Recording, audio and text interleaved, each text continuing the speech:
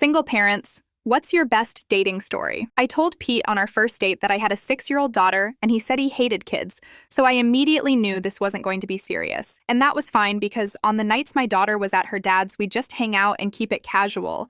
But weeks turned into months, and months turned into a year, and somewhere in between I realized I was falling for him. And I hated that feeling because how do you build a future with someone who says they don't even like kids? And right about here, if you're enjoying this hit, it helps this channel grow. So anyway, I decided I had to end it, but I kept putting it off. Until one night he was at my place and my ex showed up unexpectedly with my daughter because she'd had a nightmare and wanted me. And I panicked because I didn't want her getting attached to someone who might disappear.